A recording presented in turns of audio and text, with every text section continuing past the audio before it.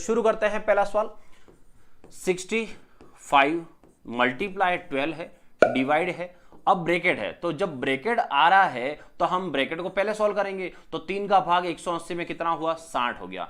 इसका आंसर 60 आया, फिर भाग का चिन्ह है और ये 12। ठीक है, अब आते हैं आगे। तो 60 + 5 मल्टीप्लाई और यहां ये डिवाइड। अब देखो वाह, पहला सवाल ही ऐसा आया है जो वापस मजा आ जाएगा इस सवाल में। वापस आपको 60 का भाग 12 में लगाना है। जो स्टूडेंट सोच रहे हैं कि इसका तो पॉइंट में आएगा, तो मैं आपको बता दूं, इस तरह के सवाल जब भी करो क्या करोगे, 5 का 5 × 12। कभी भी ऐसी कोई संख्या आ जाए जिसमें आपको लगे कि इसका भाग इसमें पूरा नहीं जा रहा है, क्या करूं, तो आपको क्या करना है, इस संख्या का इसमें भाग यहां लगाने के लिए आपको सिर्फ और सिर्फ इसको नीचे लिखना है, भाग के रूप में लिखना, भाग लगाना नहीं है। क्योंकि ऐसे सवाल अक्सर दिए जाते हैं ताकि बच्चा थोड़ा सा टाइम वेस्ट करे, क्या करूं अब मैं, तो भाग लगाना नहीं है, ऐसे बटा में लिख दो। बात तो एक ही, भाग ही लग रहा है। अब इससे क्या फायदा हुआ, 12 से 60 कट गया। 12 से 60 कितनी बार, 5 बार, 12 पंजे 60 और 5 से 5 ये कट गया, खत्म कहानी, कोई पॉइंट नहीं लेना है। तो इससे आंसर कितना मिला हमें, 1। भाग में जब संख्या कटती है तो 0 कभी नहीं आता है, ये दिमाग में बिठा लेना। इधर कितना आएगा, 1, तो इधर तो है 60 और इधर से आया 1, तो 60 + 1 मतलब इस सवाल का आंसर कितना हुआ, 61। ठीक है, चलो अब देखो यहां पर इस सवाल का आंसर कितना है उसको सॉल्व करते हैं। तो इस सवाल में क्या हो रहा है, multiply plus multiply plus, multiply plus और डिवाइड। यहां डिवाइड आ रहा है तो डिवाइड ये कर दो यहां पर पहले। तो डिवाइड कितना आ रहा है, यहां से 9। दूसरा दोस्तों ध्यान ना, जैसे ये प्लस कभी आ जाए ना, ये प्लस आया, इससे पहले इधर क्या मल्टीप्लाई, ये मल्टीप्लाई फिर प्लस, तो प्लस और माइनस कभी आ जाए तो ये मल्टीप्लाई ये और ये एक साथ कर सकते हो। जैसे देखो ये प्लस आया तो ये मल्टीप्लाई एक साथ कर सकते हो, ये भाग एक साथ कर सकते हो। मतलब प्लस इस गुणा का फर्क इधर कुछ नहीं पड़ेगा, अगर बीच में प्लस है, यहां गुणा इधर प्लस है तो इसका फर्क इधर नहीं पड़ेगा। कहीं नहीं समझ आया तो सुनना बात क्या कह रहा हूं।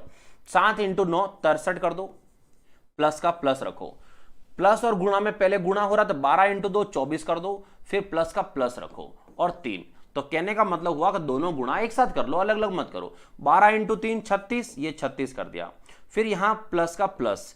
अब इसका भाग लगाओ, 9 का 81 में कितना आया, 9, ऐसे डन। चलो देखो फिर है 24 और 3, तो 24 और 3 कितना हो गया, 27, और 27 को अगर मैं 63 में जोड़ दूं तो 27 को 63 में जोड़ने से आता है 90, और ये है 36 में 9 जोड़ता हूं तो 36 में 9 जोड़ने पर कितना आता है, 45, और 45 से 90 कटता है कितनी बार, 2 बार। तो इस सवाल का आंसर कितना आएगा, 2 आएगा। डन। तो दोस्तों है क्या, देखो ये सवाल आप मौखिक कर सकते थे। बॉडमास का नियम याद रखो, बॉडमास में बी का मतलब ब्रैकेट होता है, फिर ऑफ और फिर डिवाइड। तो देखो डिवाइड आ रहा है, का तो कहीं नहीं आ रहा है, यहां ब्रैकेट लगा हुआ था और यहां ब्रैकेट लगा हुआ नहीं है, ये ध्यान ना था। तो यहां ब्रैकेट लगा हुआ तो पहले ब्रैकेट सोल्व होगा, तो 7 + 7 + 7 कितना हुआ, 21 हुआ, और डिवाइड में पीछे 7 बैठा हुआ, ये 7। यहां पर देखो 5 + 5 + 5 प्लस लास्ट में डिवाइड 5।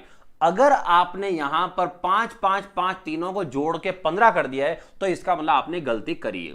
तो यहां पर क्या ध्यान रखना है, यहां पर ब्रैकेट नहीं है तो आप इसका भाग पहले लगाओगे, क्योंकि प्लस और भाग में पहले भाग आता है तो ये भाग पहले लगेगा। तो इसका मतलब है 5 + 5 ये तो हो गया 10, और प्लस 5 का 5 भाग लगा तो 1, तो 7 का भाग 21 में कितना आया, 3, और 10 + 1 11। बस इतना सही तो था। तो आंसर कितना है, 3/11 है। तो जिनका आंसर 3/11 आ रहा है उनका आंसर परफेक्ट है। तो आंसर कौन सा है, सी ऑप्शन 3/11।